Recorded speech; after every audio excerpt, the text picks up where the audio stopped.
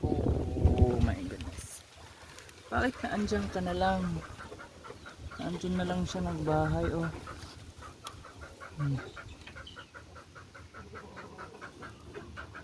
Diyan.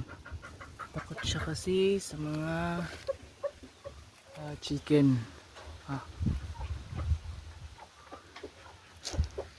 Diyan na lang siya. Pids lang muna, pids.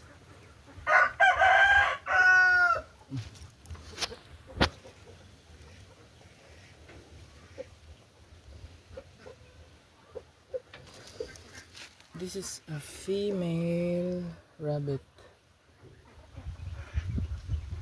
Those are chickens.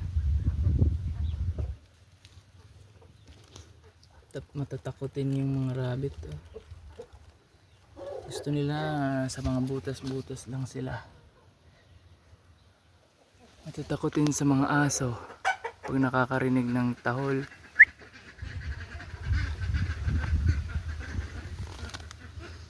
Takot na takot.